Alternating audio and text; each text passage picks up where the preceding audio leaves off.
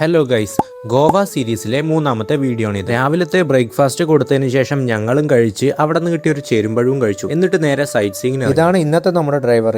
ഇന്ന് നമ്മൾ സൗത്ത് ഗോവയാണ് കറങ്ങാൻ പോകുന്നത്. ഇന്നലെ കണ്ട അതേപോലെ തന്നെ ഇന്നും അവിടെ ഒരു ആക്സിഡന്റ് കണ്ടു. ചെറിയ വീഴ്ചയാണ്, കുഴപ്പമൊന്നുമില്ല. പോകുന്ന വഴി നമ്മൾ നോർത്ത് സൈഡ് കാണുന്ന പോലെ വലിയൊരു പാലമൊക്കെ കണ്ടു. നമ്മൾ ആദ്യം പോകുന്നത് സൗത്ത് ഗോവയിലെ മങ്കേഷി ടെമ്പിളിലേക്ക്. അവിടെ എത്തി എല്ലാവരും കൂടി ഓരോ ഫോട്ടോയും എടുത്ത് അടുത്തുള്ള കരിമ്പ് ജ്യൂസും കുടിച്ച് നേരെ ഞങ്ങൾ അമ്പലത്തിലേക്ക് നടക്കാൻ തുടങ്ങി. നല്ല വെയിലുണ്ട്. ആ വെയിലത്തും ഇവിടെ ഇരുന്ന് പണിയെടുക്കുന്ന ആൾക്കാരെ സമ്മതിക്കണം. ഇവര് ഒറ്റ കൊടക്കീഴിൽ പൂജയ്ക്കുള്ള സാമഗ്രികളൊക്കെ വിൽക്കാൻ വെച്ചിരിക്കും. അമ്പലത്തിലേക്ക് വരുന്ന ടൂറിസ്റ്റുകളിലെ കുറച്ച് പേര് മാത്രം ഇങ്ങനെയുള്ള സാധനങ്ങളൊക്കെ വാങ്ങാറുള്ളൂ. ഇത് സൗത്ത് ഗോവയിൽ വളരെ പ്രധാനപ്പെട്ട ഒരു ക്ഷേത്രമാണ്.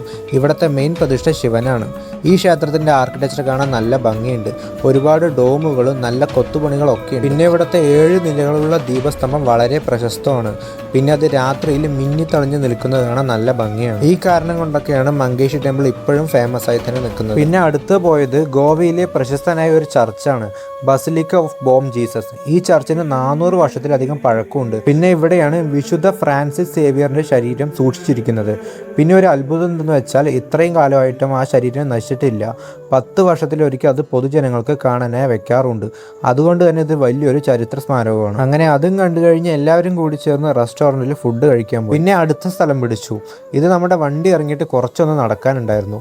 ഇതാണ് ഡോണാപോള വ്യൂ പോയിന്റ്. ഇവിടെ ഏതൊക്കെയോ സിനിമ ഷൂട്ടിംഗ് ഒക്കെ നടന്നു എന്നാണ് അവിടെയുള്ള കടക്കാരൊക്കെ പറഞ്ഞത്. ഈ വ്യൂ പോയിന്റ് നിൽക്കുന്നത് ഒരു പാലത്തിലാണ്. പാലത്തിന് താഴെ കടലുള്ളത് കൊണ്ട് തന്നെ ചെറിയ ചെറിയ ബോട്ടുകളും പിന്നെ അപ്പുറത്ത് എന്തോ ഒരു ആക്ടിവിറ്റി ഒക്കെ കണ്ടു. ആള് കുറെ നേരമായിട്ട് അതിങ്ങനെ വലിക്കുന്നുണ്ട്, പക്ഷെ അത് അനങ്ങണൊന്നും. ചിലപ്പോൾ അവിടെ തിരമാലയും കാറ്റൊന്നും ഇല്ലാത്തതുകൊണ്ടായിരിക്കും. പിന്നെ അവിടെ നിന്ന് തിരിച്ച് വീണ്ടും നടന്നു. നടക്കാനാണ് കുറച്ച് ബുദ്ധിമുട്ട്, കാരണം നല്ല വെയിലുണ്ട്. പിന്നെ അടുത്ത ലൊക്കേഷൻ പിടിച്ചു. ഇവിടെ മെയിൻ ആയിട്ട് നമുക്ക് ഷോപ്പിംഗ് ആണ് വരുന്നത്. ഇതാണ് പാനാജി ഷോപ്പിംഗ്.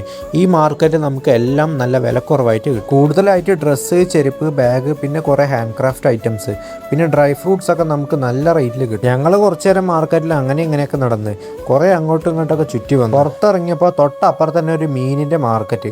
അതിന്റെ ഉള്ളിലേക്കൊന്നും കയറിയില്ല, പുറത്തുനിന്ന് തന്നെ കണ്ടു. പിന്നെ തിരിച്ചു വരുന്ന വഴി അവിടെ ഒരു പാനിപ്പുരി കട കണ്ടു. എന്നാൽ പിന്നെ അതും കൂടി ഒന്ന് ട്രൈ ചെയ്യാമെന്ന് വിചാരിച്ചു. ഉള്ളത് പറയാലോ, കുറേ ദിവസത്തിന് ശേഷം കഴിക്കുന്നത് കൊണ്ട് തന്നെ കുഴപ്പമില്ലാത്ത ടേസ്റ്റും ഉണ്ടായിരുന്നു.